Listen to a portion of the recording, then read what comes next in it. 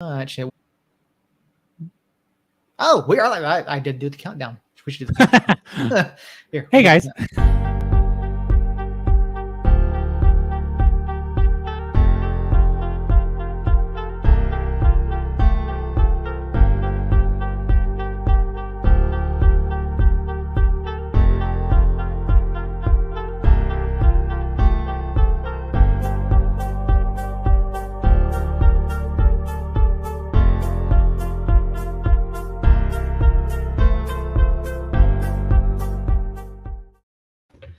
Ladies and gentlemen, welcome back to Somos Mas, the official podcast of Somos Mas NM, and your source for the latest news and notes on New Mexico United and the New Mexico Runners.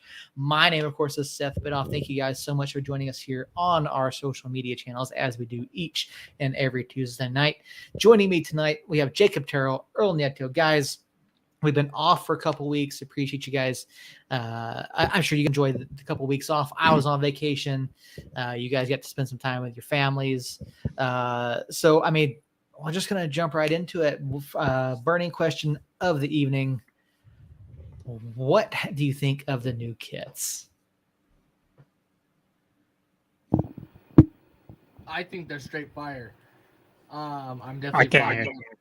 Where's your mic, girl? How about now? There you go. Looks like Bob Barker. Anyways, like I said, I think they're straight fire. I'm probably gonna drop some money on those. So if anyone listening right now wants to sponsor me in a new Meow Wolf kit, I will definitely not oppose to that. Listen, did you know there are 10 human body parts that are only 3 letters long? Why did I let him go first? I don't know. He would have interrupted you either way, but Fair. all right, 10 body parts that only have 3 letters. I could probably guess about 6 of them. Try it. Ear, Ear, yeah. toe, Arm, arm, leg. leg. I had more before you took them. All right. Hold on. Eye. Yeah.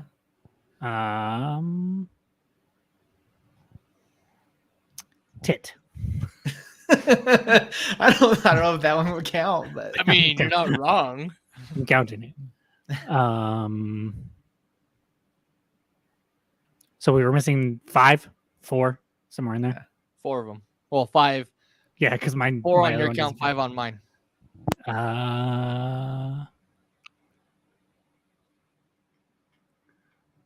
Okay, go ahead, Earl.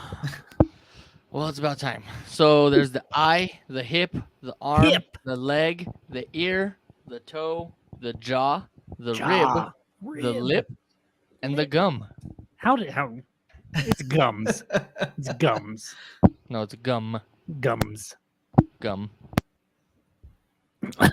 For anybody that's listening to only my side of the conversation, i.e., my wife, probably thinks I'm crazy. You are. Well, Fair. thank you for sharing, Earl. We do appreciate your science lesson for the evening. There will be more, just so you know. Fair warning. Oh, I think they're my favorite kit, guys. Yeah. I really like the home kit from this year, but I need to see these in person. I'll say that because it's hard to tell sometimes with the lighting on the photography and the videography. Yeah. But from what I have seen, they are incredible. And the only thing I would want different, and there's not much I would want different on it, I would love if the shield was like a blackout metallic, something like that, instead of what it is. Other than that, shut up and take my money.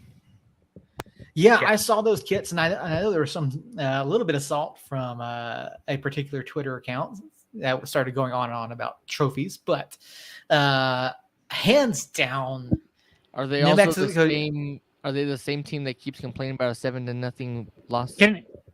Yeah. Okay, how many do they have since we joined the league? 2, right? 2 Western Conference trophies, not USL Cup. trophies. Well, no, it's just one Western Conference Yeah. They got participation Championship. trophies. and then a supporter Participation. shield, Yeah, participation trophies. Yeah. which I'll give them the supporter shield. That was an incredible feat, and they had a hell of a year that year. But though it was the COVID Western Conference title, I don't know. I think they use that trophy line a lot, considering they don't have but one that actually means anything. Yeah. Once again, it's- participation trophies. But yeah, I saw a little bit, but the overwhelming response to these kits has just been mind blowing. Like people have the same reactions we do. Like these kits look absolutely incredible. And once again, the club did go out and they collaborated with local artists, collaborated with Meow Wolf, and it's two separate kits. It's not just one kit, which I think is fantastic. So yeah, club, please take my $180 or whatever it is. Take it. Because yeah, these kits look fantastic. I can't wait to see them in person. So, question: in their statement that they had when they released them, it said, I believe, something to the effect of catch both of these kits on the field Saturday against Pittsburgh. Thoughts on that? Is this like a warm up and then a game, or because I can't imagine with a white and a black that they're going to be able to switch at halftime. I think they will, because if you look at because we're playing Tulsa, or not Tulsa, who are we playing on Saturday? Pittsburgh. Riverhounds, I honestly don't know what their away kits look like. We could probably look it up, but it's been done before where clubs have swapped kits. So I imagine something may be lined up to where they can. There's literally one club that I can think of that swapped kits at halftime. And they do manage to do a bunch of crazy things on the field. Las Vegas Lights, I'm looking directly at you. Oh, I thought you were going to say the Mighty Ducks. That too. But one real team. We are the champions. No, but one real team I've only seen do that, and that was the rambunctious. Jacob, if you don't know what that means, Google it. The rambunctious Las Vegas Lights. That's not the word I would use to describe Las Vegas Lights, but okay. Oh, there's plenty of other words I would use to describe Las Vegas Lights. Rambunctious is the first one that comes to mind.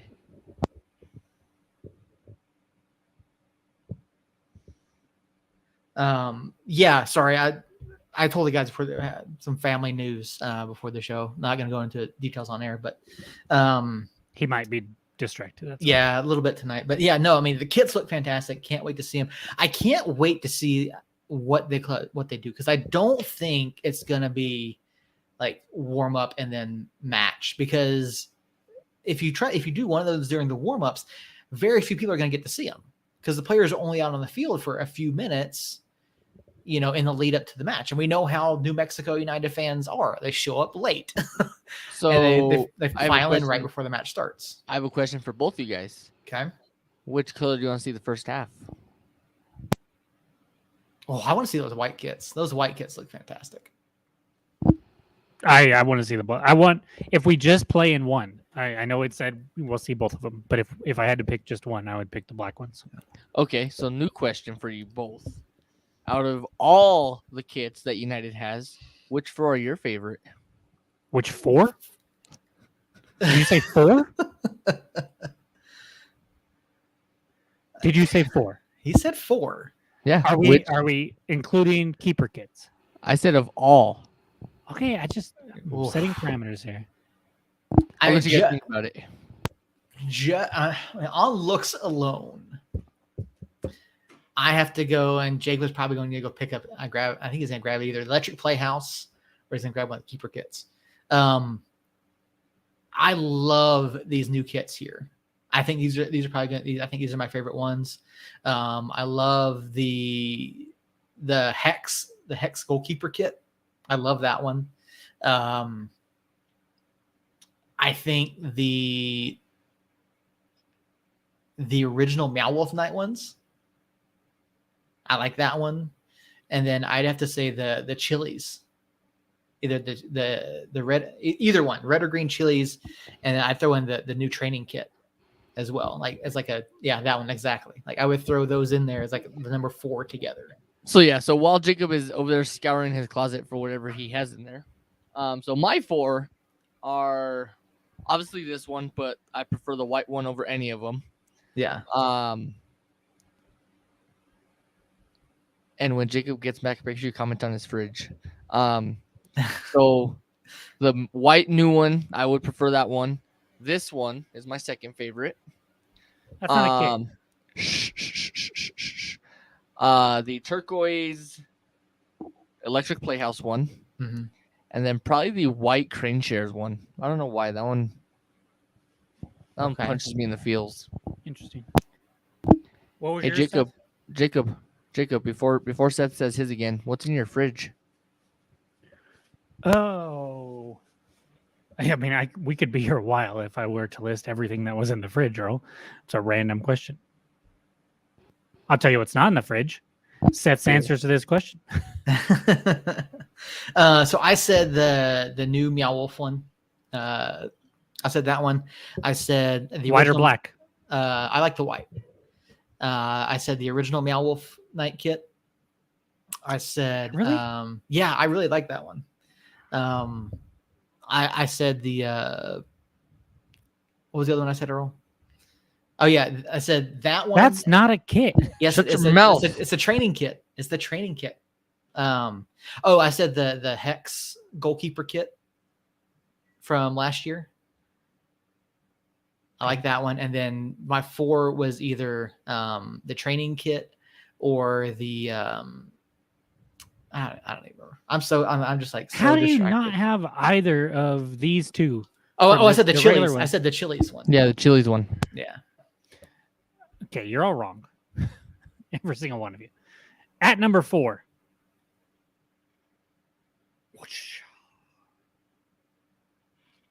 This year's away kit. New Mexico True as a sponsor. Got the different colors of yellow in there. Love this kit. Yeah. I did a video on this kit and another kit that I will get to later in my thing. I don't have, I think it's probably tied between this one and then the one that I was wearing Saturday, the purple and black keeper kit with the Electric Playhouse logo on it. If you interrupt me, Earl, I swear I'm going to punch you next time I see you. At number 2,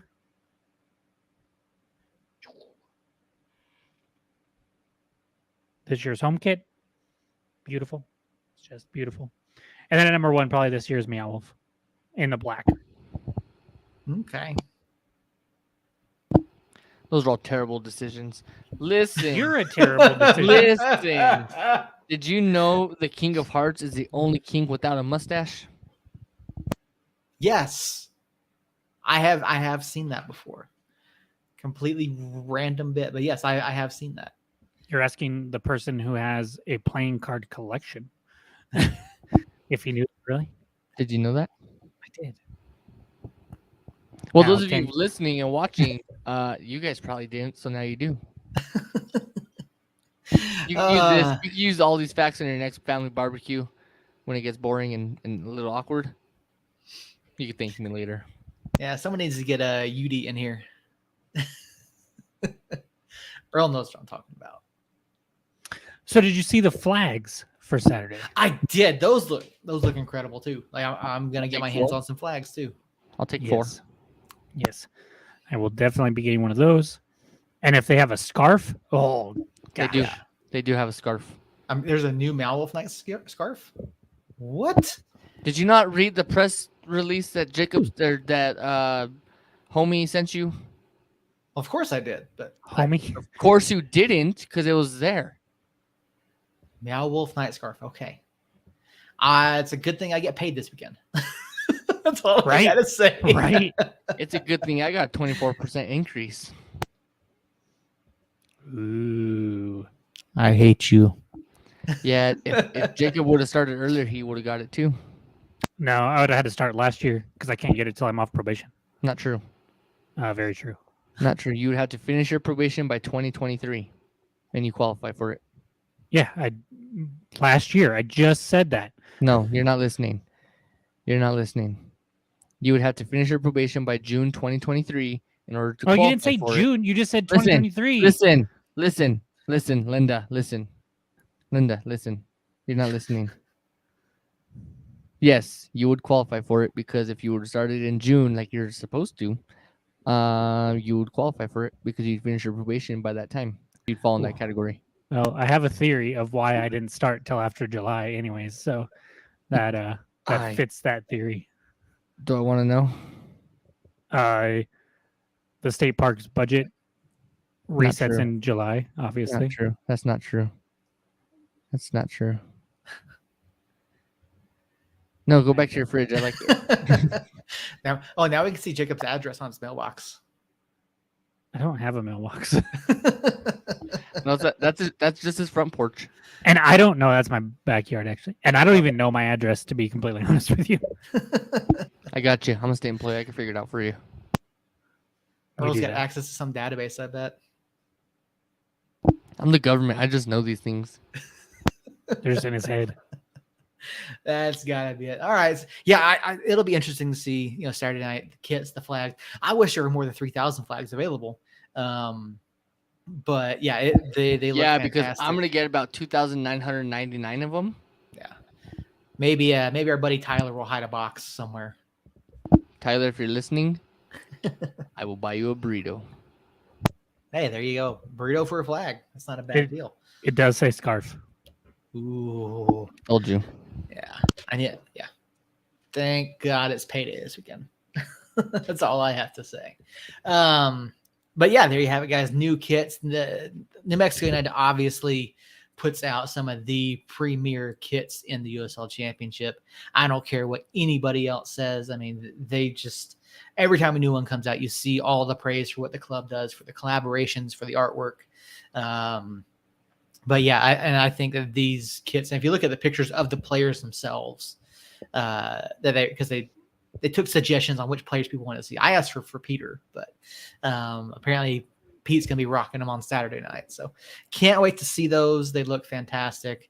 But yeah, I mean, tonight I told you guys the other night after we left the stadium that I kind of wanted to do like a mid-season check-in, mid-season report card here this evening.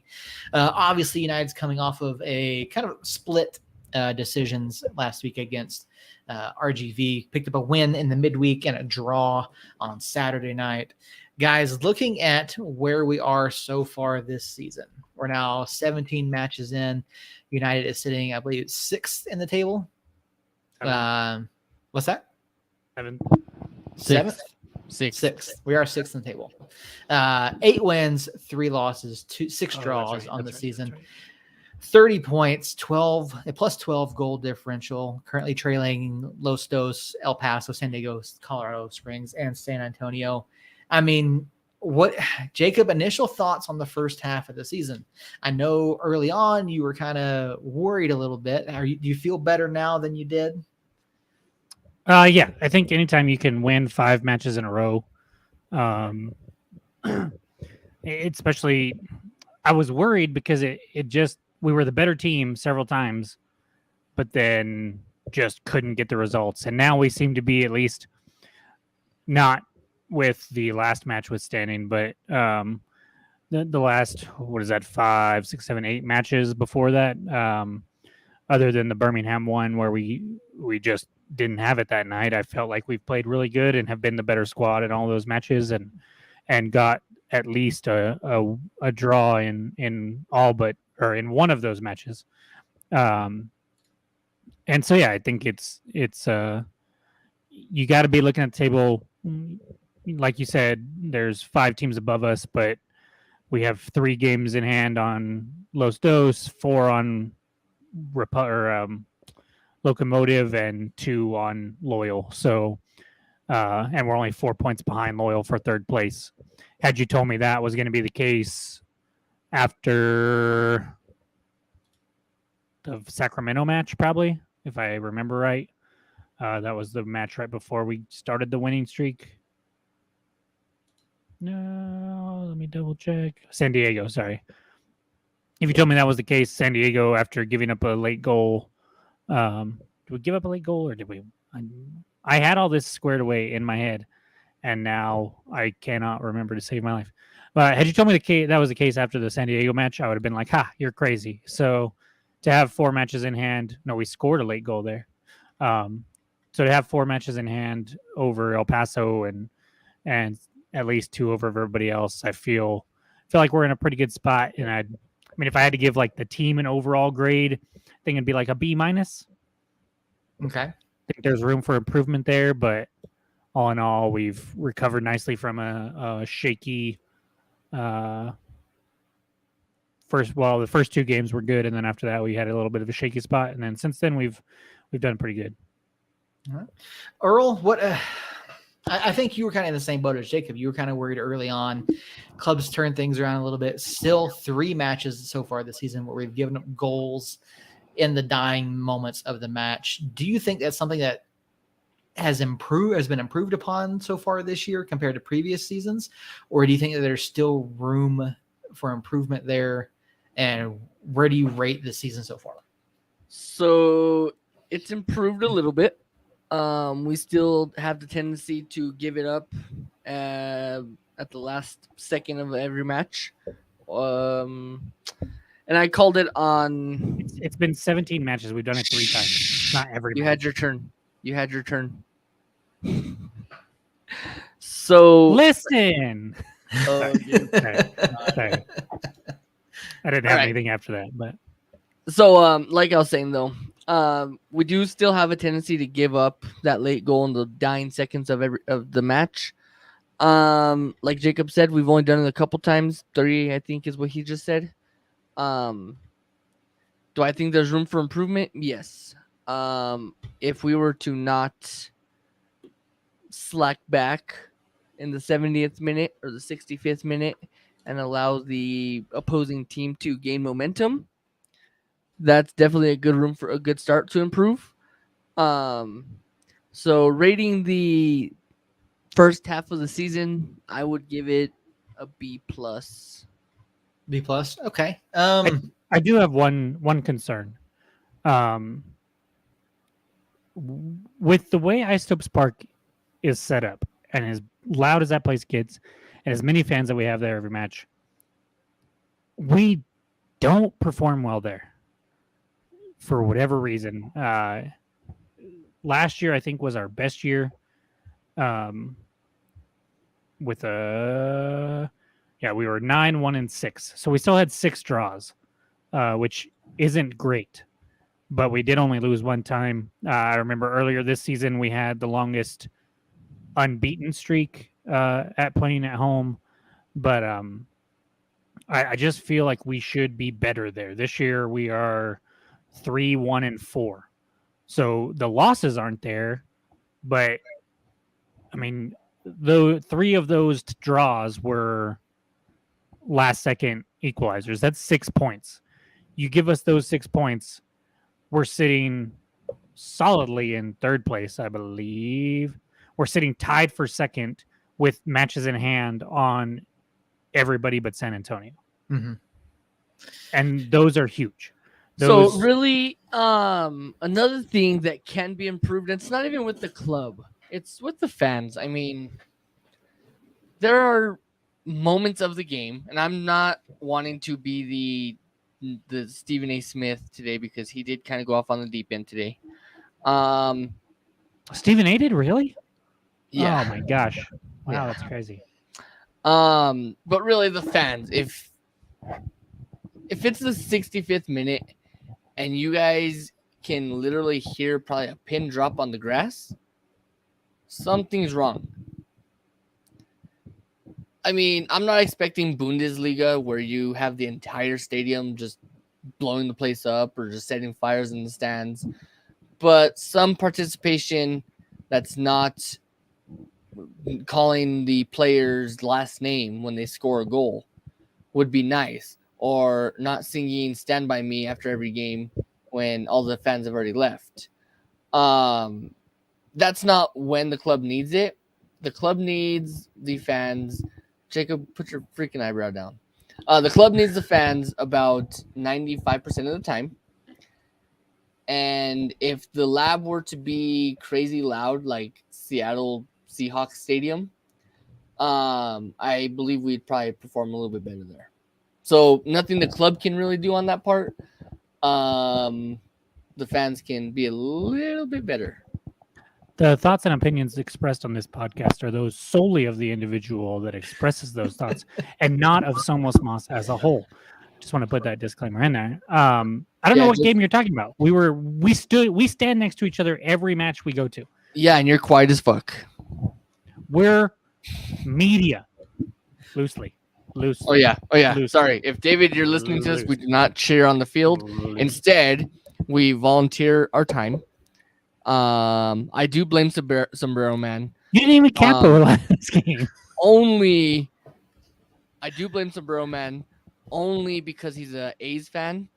And someone has to take blame for this, such as hashtag blame Obama.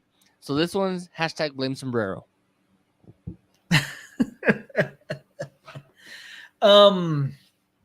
Yeah, so I just thinking back on this season so far, Jacob, like you mentioned, in those 3 matches where we did go up the late goal, if we pick up the full win, if we pick up the wins in each of those, we are sitting, tied for second with matches in hand, which would be huge at this point in the season. I feel like some of the issues we had early on have, in fact, the temptations.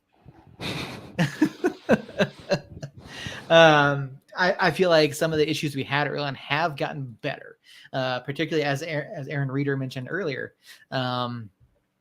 Backline Tabakis Nava keeping us in it for the most part. Midfield forwards leaving something to be desired.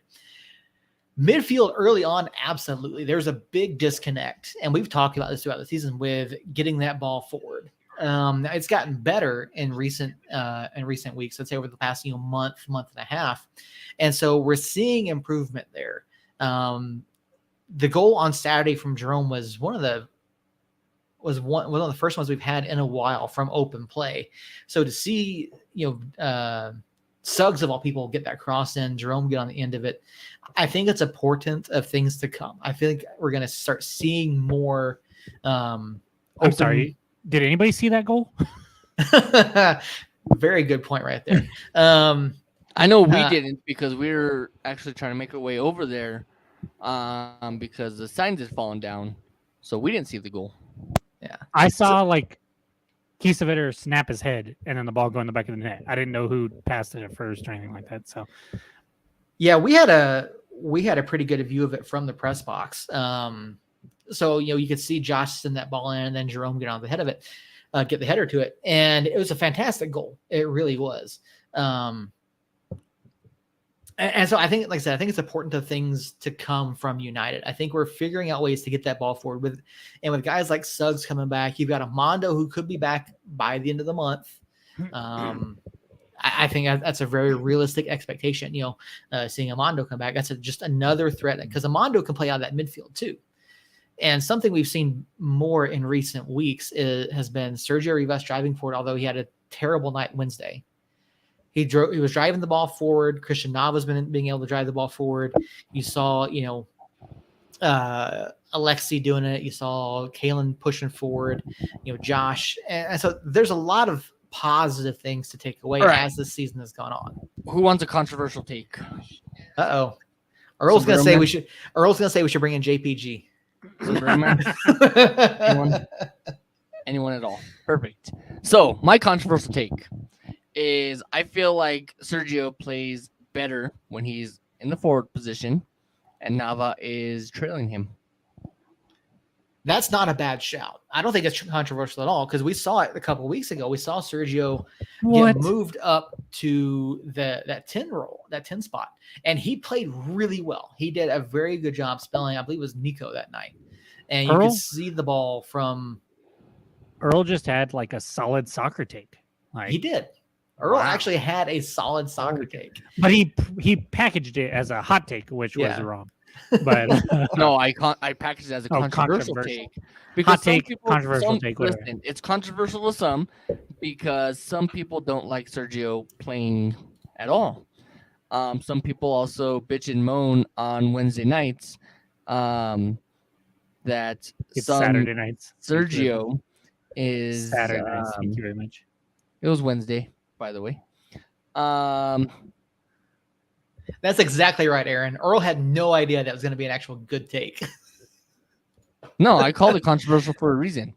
Because there's someone that, if you look at my screen, is sitting above my, what is that? Nobody else can see your screen, Earl. Well, I'm talking to myself essentially. My left hand, maybe my right hand. What are you talking about Wednesday night?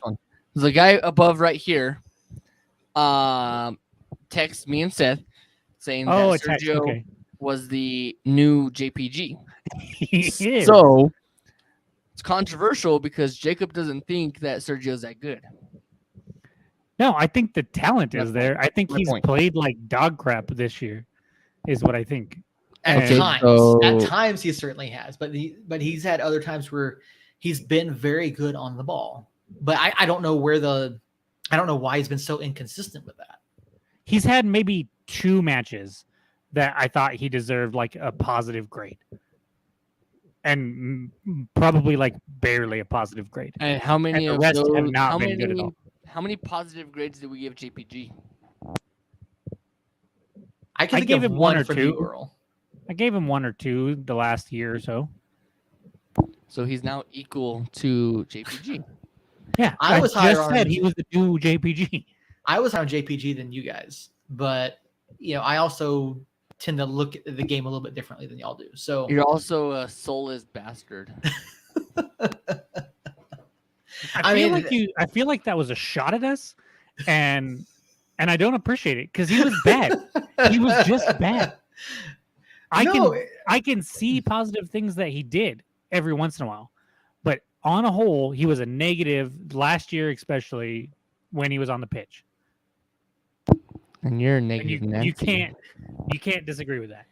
No, JP, he definitely had his issues, and he definitely did lose a lot from his first season last year. So yeah, it was time to move on from JPG. But this is not the JPG show.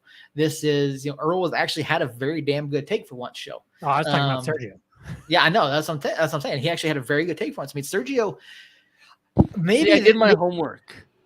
That's I did my good. homework. That's a good thing. Maybe there's something about Sergio playing in that forward position that gives him the ability to maybe roam a bit more. And so he can make some of the runs that we've been needing to see. And then you've got Christian, because you saw that match a couple weeks ago where Sergio's up top pushing the ball forward or pushing up, and Christian's pushing the ball from the midfield back, from the midfield up. And so you've got Sergio creating space. You've got Nava coming up into that space and then drawing the attention back up. And so, no, you're absolutely right. I think there's something to Sergio playing up there, but he has to, when he's not in that role, that he's got to be better at creating and driving out of the midfield, like we saw from him last year. So if anyone on the club, i.e. the front staff, like David Carl or anyone else, is listening to this, I do need you to take a clip of Seth saying I had a good take, and show it to Coach. This way, Coach doesn't think I'm a fool. Well, I don't think there's any way around that, Earl. So with this take though, him playing better up there means that we would have to replace somebody that's up there. Preston. That was quick. I don't see that at all. Preston has some issues. Preston presses the issue too much. He tries to dribble through things too much sometimes. But overall, Preston has been a much better presence, in my opinion, than Sergio, even in the same position. The game that you are, I think, particularly talking or could be talking about was was it Orange County? No, it was Oakland, in Oakland. When we were down a goal, you said, take Preston off, even though I thought he was playing well. And then right away, we get a goal because Nava replaced Sergio, not because Nava replaced Preston. He came in for Preston. When you look at it, he came in for Preston, but he took Sergio's spot in the midfield. Okay. And that was the difference in that goal. That pass to Sergio was a pass that Sergio never would make. And if Sergio or Preston are up top, then Preston makes that play to Nico. I said push Sergio up in place of Preston, bring in Nava. So whatever Let's- the difference is, Let's see. Because that is not what you said. that is exactly what I said. It's not what you said. So yeah, so I feel like Sergio is, and this is probably a controversial take. I feel like Sergio is better than Preston. Get in the fuck fourth out of here, position. Earl. God, you have a good take, and then you just butcher all credibility with me. But I also feel like Nava is better than Sergio in the midfield position. Wait, what?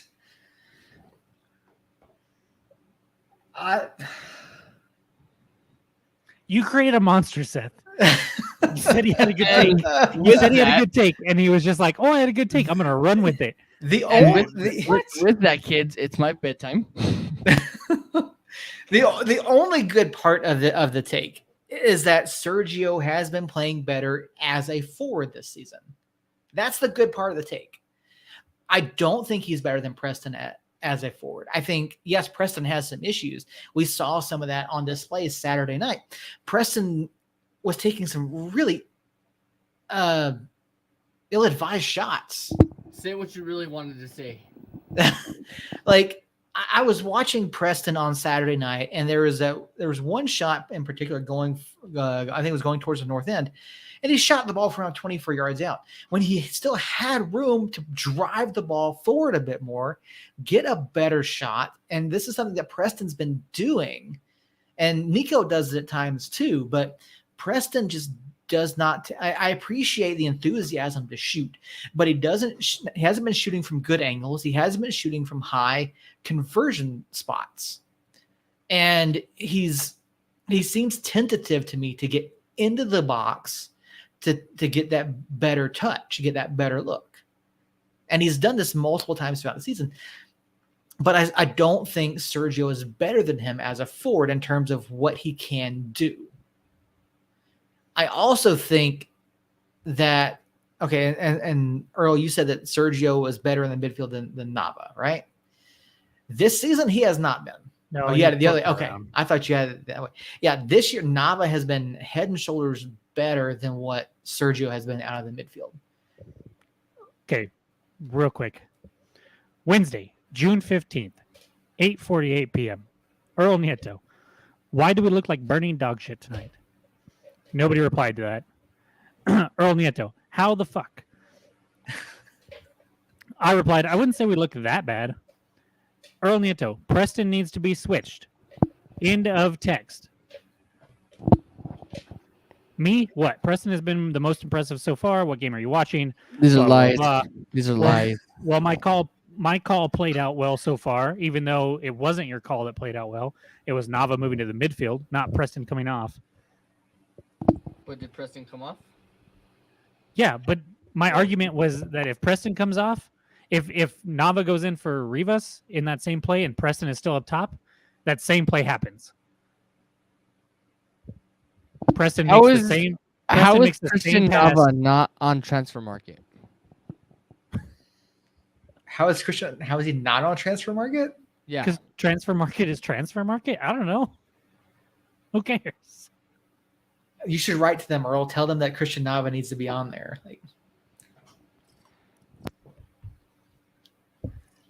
But yeah, I mean, it's just I think I need another drink, girl. the biggest issue this season has been the midfield.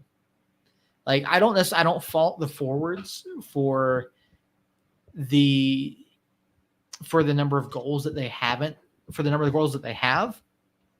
And we've talked to Zach about it. We've talked about it on the show, and we've seen changes. We've seen improvements in the way that the midfield plays. We've seen better attacking runs. We've seen better spatial awareness. So we've seen that improvement. Is it still where we need it to be? No, absolutely not. There's still a lot that has to be done. We need more consistent play out of Sergio. We need, Christian Nava to, even in matches like Birmingham, where he is being focused on. And as good as Birmingham was, he's got to be able to find ways to create, whether, on or off the ball. Because Nava, he's becoming a name around the league and he's drawing attention. We can't just rely on Justin Portillo hitting a PK every couple matches to pick up wins. We've got to find ways to get the ball into the box and break down these defenses, because teams keep throwing 4 and 5 guys in the box at us just on that back line. And then when we do get in that attacking third, they just drop 9 guys back. So we've got to find ways to break that down.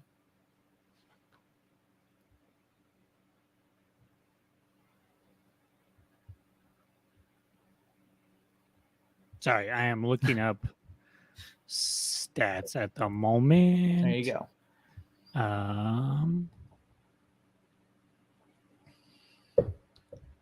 And Aaron mentioned that earlier. Where is it?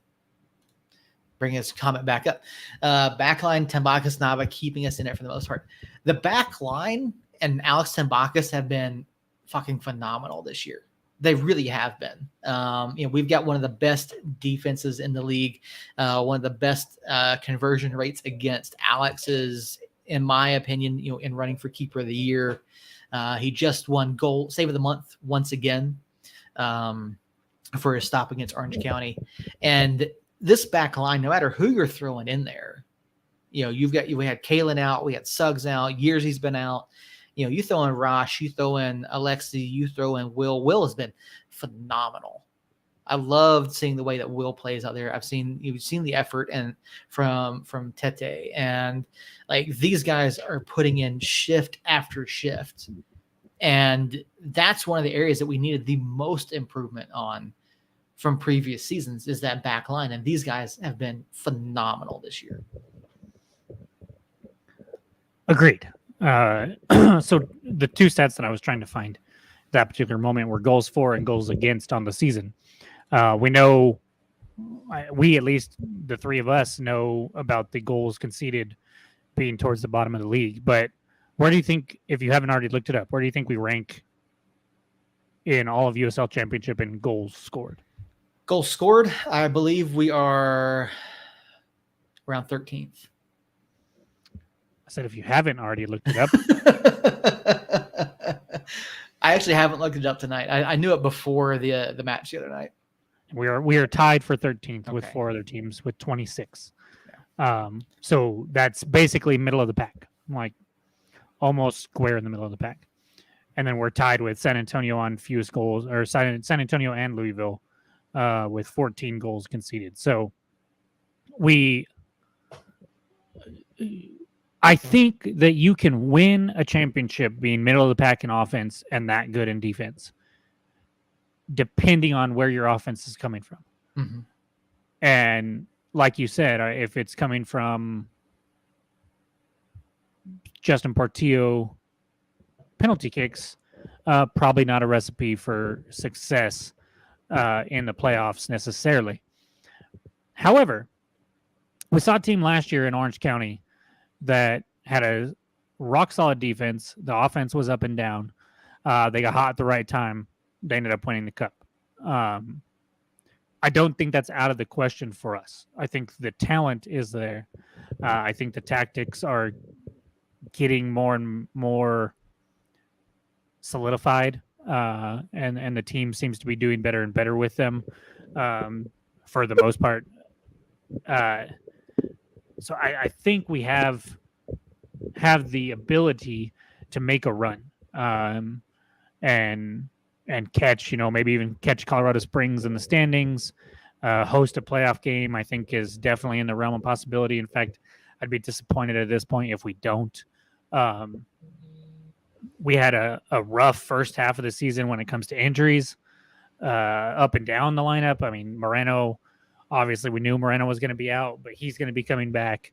The back line, like we were talking about it, I think me and Earl were talking about it at the match. I don't remember, but Alexi Swahi's come in and played the last 2 matches and looked fantastic.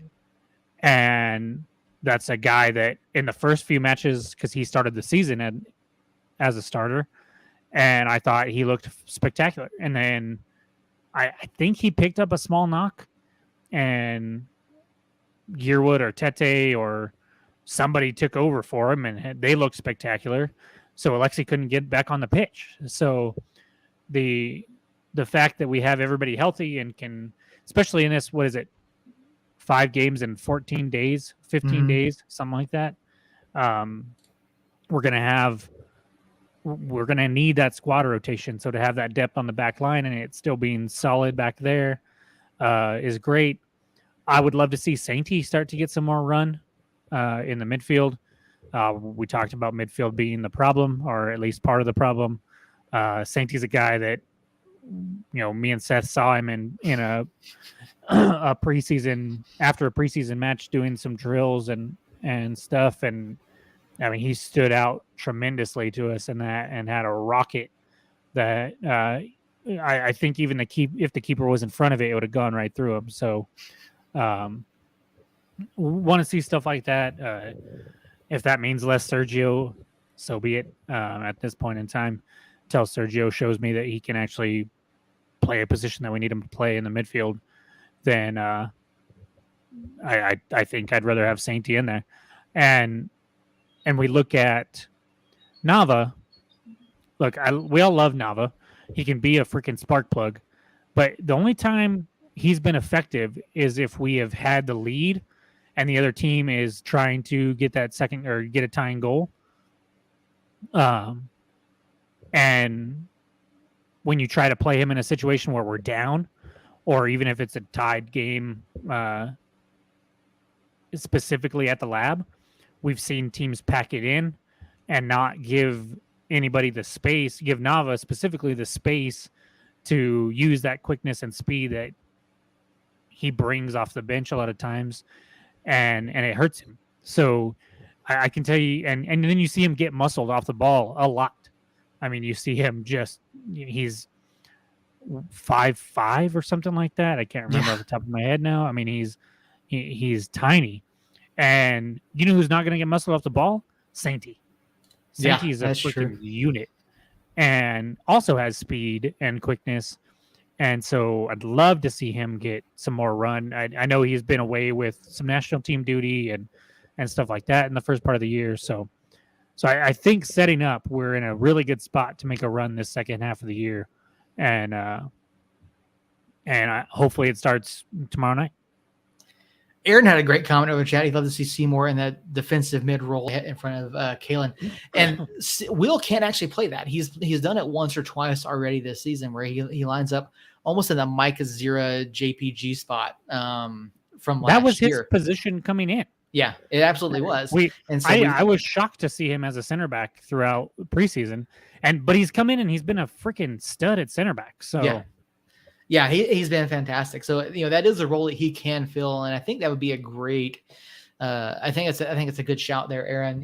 Putting Will in that role a little bit more could help with that transition in that build out from the back. So really great shout there. I do agree with that. I mean, looking forward, we got the next 4 matches against Eastern Conference opponents. We do have matches in hand. We on the schedule, we have FC Tulsa, Pittsburgh, Detroit City, and New York Red Bulls. So, I mean, this could be an opportunity for United to pick up some points. Now, Detroit and Pittsburgh are, of course, in the playoff hunt over in the Eastern Conference. I mean, looking at the changes that we made, looking at the guys that are back, we do know that we just got the match notes earlier this evening as far as tomorrow. There's nobody listed except for Armando. Dev, no one's listed as questionable or out. So obviously we're probably going to see some more rotation this week. Is there some going into the second half of the season? Is there someone that you think deserves more playing time based on what you've already seen, or something you'd like to see get more? You've already mentioned Carl Sainty, Jacob. Is there anybody else that you think is deserving of that you think can make a difference? I mean, I think Dev is an obvious answer here, as far as we've seen him in one match, I believe, and that was the Phoenix scrimmage. And so I would like to see him come back and be a part of that forward rotation. I think he brings something a little different than any of the other guys that we have right now, as far as the strength and hold up ability and just being able to body people. And his shots from distance seem to, I've never thought they were like beautiful, but they just seem to find ways into the back of the net, and sometimes we need that. So as far as injury is concerned, I would like to see Dev back out there. The guys that haven't really been injured, that I would just like to see get more chances. I think it's just Sainty at the moment that I can think of. I mean, he's been impressive, and everybody else has kind of gotten some run because of injuries and other issues like that. So I can't think of anybody else. Maybe Earl can. Ready. Oh yeah, that's a good call. That's a good shout. Yeah, he's been in the 18 the past couple of matches. He just hasn't gotten any run. Yeah, But I think, would. So, as much as I like seeing him in the 18, I would also love to see him actually see playing time instead of just seeing the 18. He plays physical. He definitely changes the tempo of the game.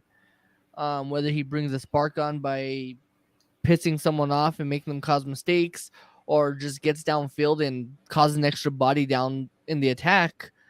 I love Ratty. I wish we could see more of him. I feel like he could be a big difference maker too. yeah, Rad is a guy that we really haven't had too many opportunities to talk about. When he's been on the pitch, he has been impressive. Earl, you mentioned the physicality. Ratty will get in there and he'll scrap. He's a guy that can play anywhere along that left side. We've seen him drive the ball all the way down to the byline before, playing it in. And so Ratty is a guy that I think, given some run, he could be another chance creator for us off that left edge. But with the way that, Suggsy and Swartz and Austin have been playing off that side, I think it's really hard to find a way to get him involved in there. So yeah, but that's a great shout. We've talked about Carl. We've talked about Dev. And I don't. For me, I really just kind of want to see Sergio clean up his play, be more consistent, be more of a generator, more of an engine out of the midfield, to create those chances going forward. We've seen, because Bees has picked it up, Christian Navas picked it up. I think that because of how much run Sergio's getting out of the middle there, he's someone that really needs to be on his game going forward to help make a difference for this club.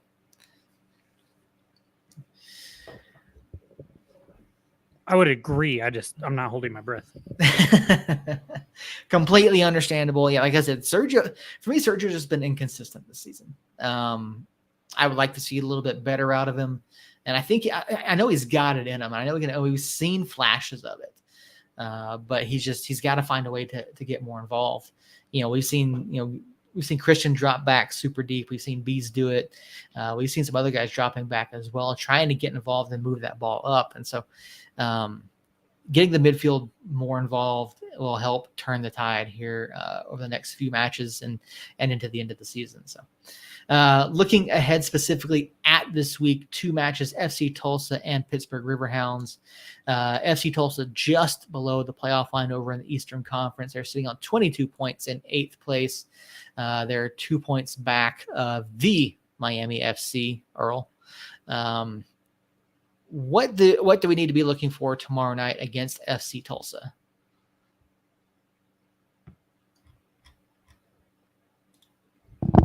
I don't like that question because we need to look to score more goals than FC Tulsa.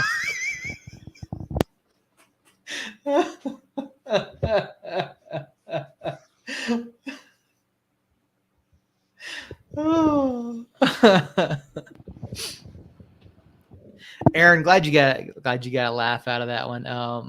That is somewhat of an inside joke for us, but yeah, score more goals in FC Tulsa. There you go, Earl.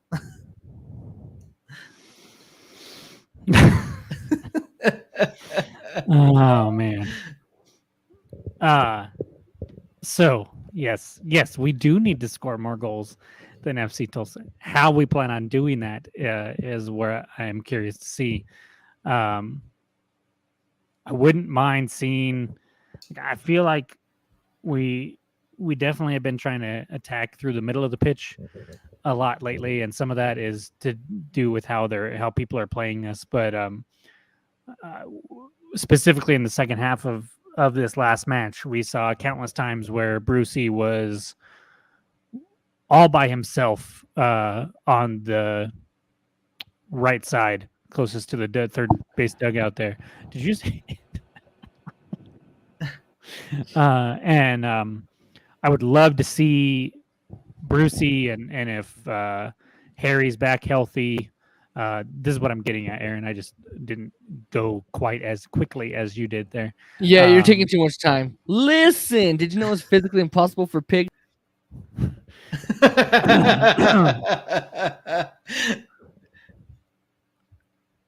You done? Yeah, that's what I thought, Earl. That's what I thought.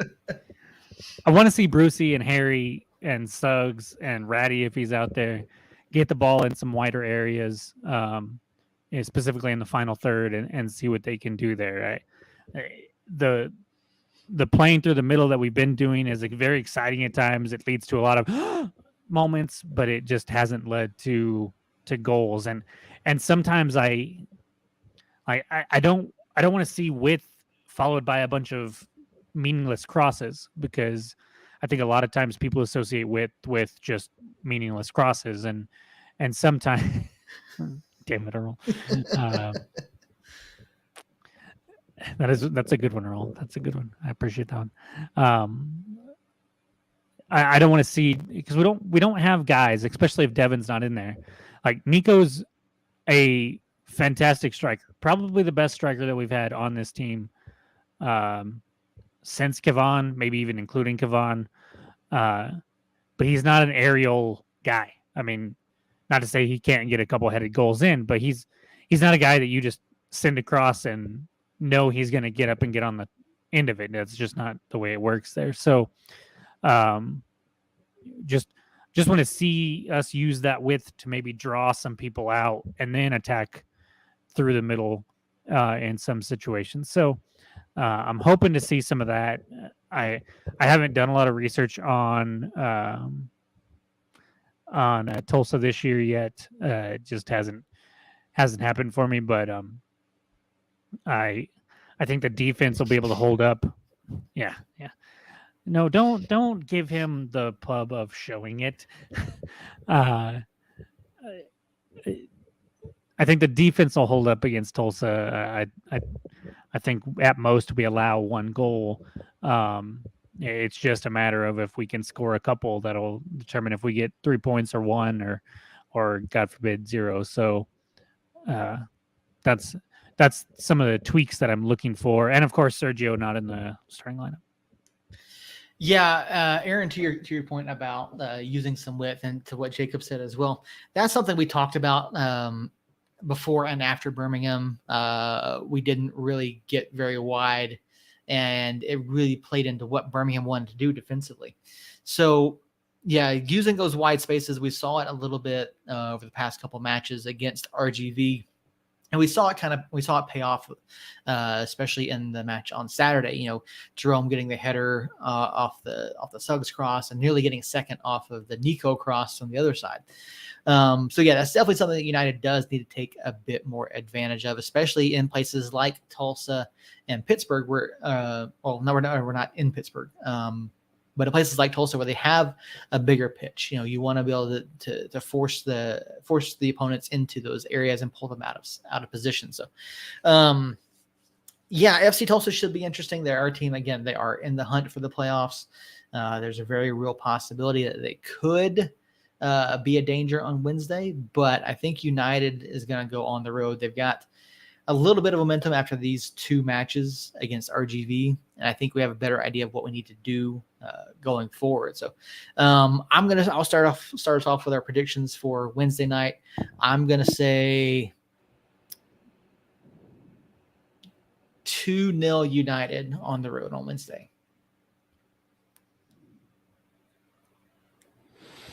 2-1.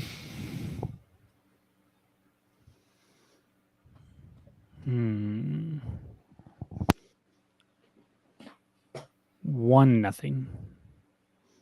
Okay. There you go. 2-0, 2-1, 1-0. Those are your predictions. And Aaron, I'm gonna watch it. Actually, I'm not even gonna watch it tomorrow because I have work late tomorrow night. Well, there you go. I will be watching it after the game is over, at my house at Sumner Lake State Park. Come and visit, y'all. I'm going to be here at home with my son watching it. So no going out tomorrow evening. We'll be watching it here. My son will most likely be helping me do the live tweets from the ESPN Radio 117 The Team account. So that should be Gotta love free fun. labor. Oh yeah, it's fantastic. So yeah, that's our plans for the Wednesday night match. Then on to Saturday, back at the lab, Meow Wolf night. Pause. The Mexico. Aaron, are you going to have your projector up? That could change my plans. Just saying. Go ahead. Meow Wolf night. Saturday night, Pittsburgh Meow Riverhounds. Wolf night, Pittsburgh 7 o'clock. Riverhounds, 7:00 p.m. Mountain Time. United obviously still looking to improve the home record. It's not terrible, but it should be better. Pittsburgh Riverhounds, obviously a club that have been perennial contenders. They looked rough earlier in the season, but they've been coming on stronger as of late. 3 wins in a row. 3-0 over New York Red Bulls 2, 1-0 over Indy 11, and 4-1 over the Miami FC Earl. Saturday night, Meow Wolf night, new kits, new gear. What do you expect to see from the back line against a Pittsburgh club that is pretty good going forward? For us to be pressured. Yeah, I feel like our back line and our midfield will struggle against their press and their attack. I can only pray to God that Tambakis is on his game and actually has a really good game. Jacob, what's going to be your key against Pittsburgh on Saturday? The back line has proven to me that no matter who we were playing against, what type of team we're playing against, that they will be steady. I think we've only given up more than 1 goal once this year. Mm-hmm. And that was against Oakland in the late 2-2 draw here at home. Birmingham. Oh, yeah, in Birmingham. So twice. Yeah, twice. And I just don't see that. I don't see anybody scoring more than 2 on us anyways. So the back line, I think, is going to be steady. They're going to find a way to get the job done. We might give up 1. Maybe we give up 2. To me, it's the offense. And if we can... I feel like our offense has definitely shown better to teams that don't try to pack it in. So a team that is trying to press us a little bit, even if it's not a full-fledged, New York Red Bulls press, if they allow us more space, I do feel like our offensive pieces have been able to exploit that a lot better than teams that are putting 4 or 5 at the back and making us try to break them down that way. So I think it has potential to be a very exciting game. It could be a high scoring game. I think our back line keeps it from being that high scoring, but I could see a 3-2 game, maybe a 3-3 game if our back line just has a couple brain farts back there. But I'm looking forward to it, and I think that it's a match that I think I had circled on the schedule as soon as it came out, especially when we found out it was Meow Wolf night.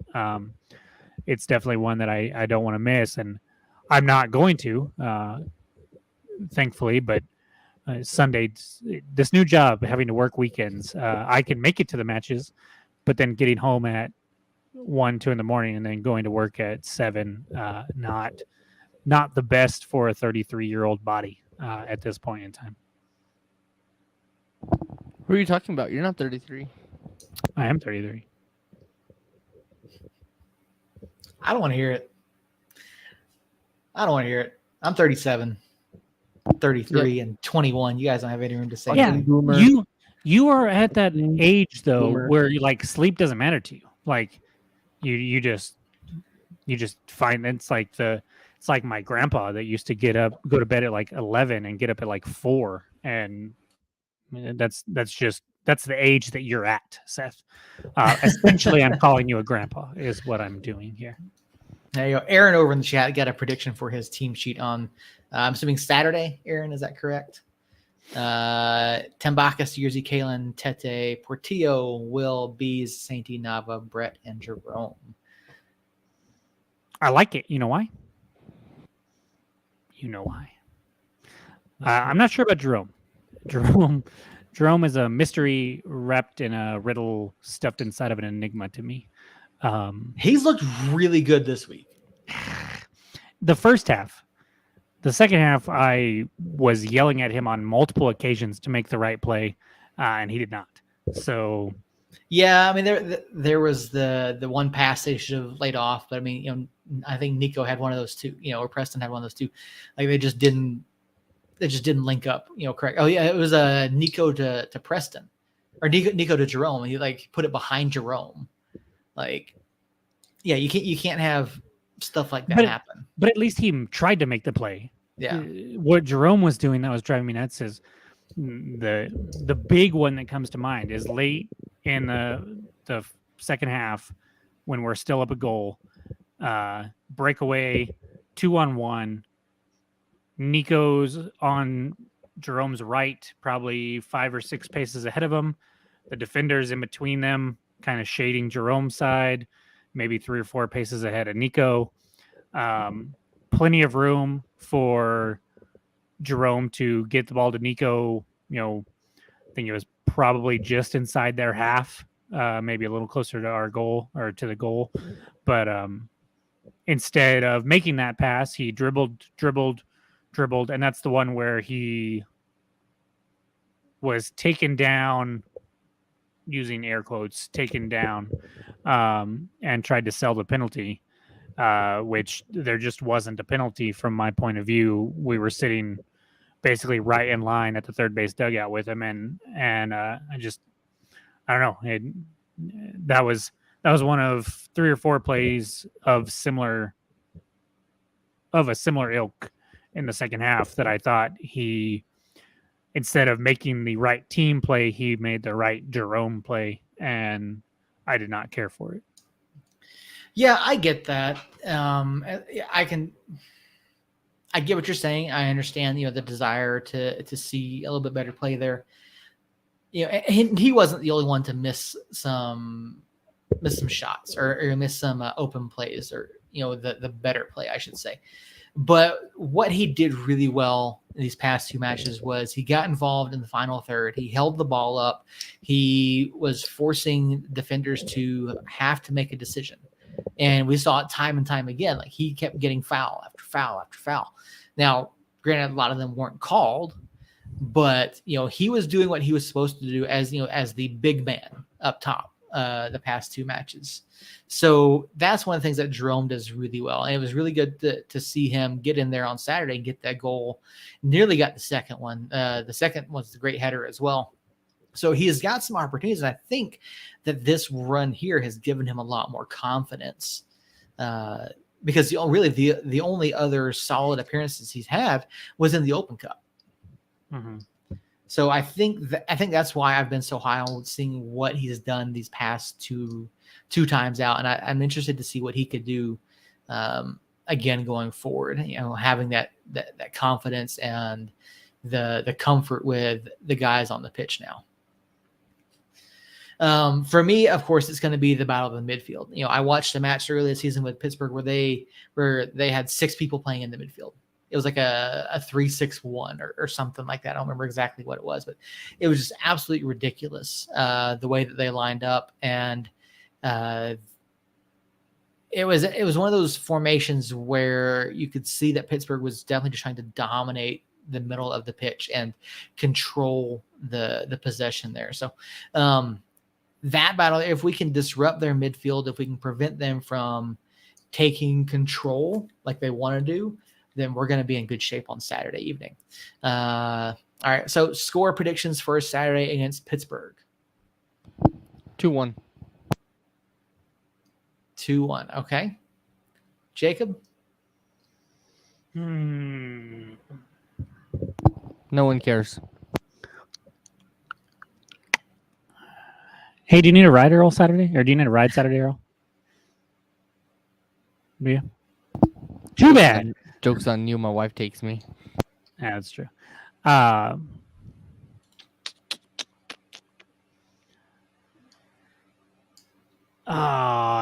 don't want to be negative, but I feel like it's going to be a draw, but I don't want to guess a draw. 2-0. All right. So we got 2-0. Earl, what'd you say? 2-1? 2-1. 2-1. We got 3-2 in the chat from Aaron.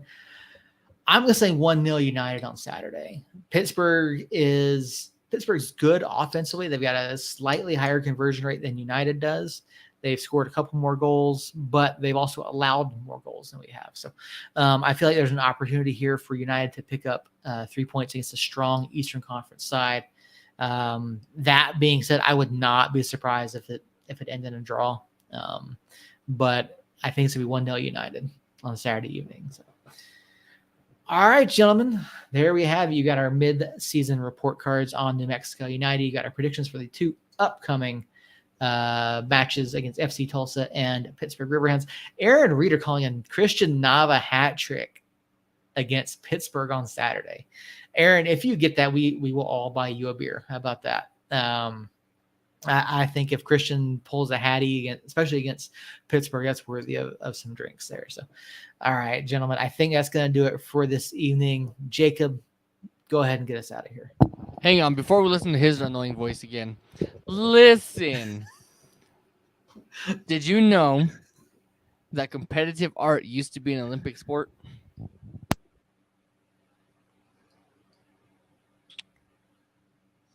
Alrighty. I don't know how to handle that. I don't know how to handle Aaron's Arsenal comment. I don't know why my son has to have 24 glue sticks as part of his school supplies for kindergarten. But Because it's snack time. But what I do know is that God, it explains so much, Earl. So much explained there. Oh man. What I do know is you can catch us here next Tuesday at 9:00 live on YouTube and Facebook and Twitter. And I think that's it, right? Yeah, that's it. Did you just have a stroke? Yeah, I did. No, there's, if you really must know, there is a basketball podcast that I've listened to for like the last 10 years. There's an Australian guy and he says Twitter. And so that's why I say it like that. Other than that, I do know Earl's a jackass. I do know that Arsenal sucks. I do know that we have 2 matches that we will be talking about next week.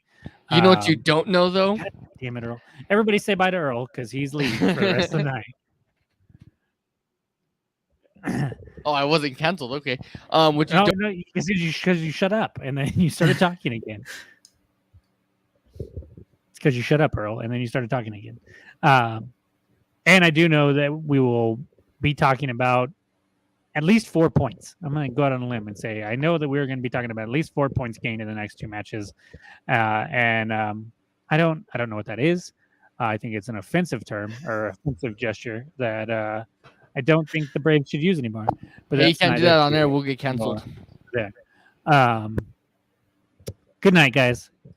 See you next week at 9:00.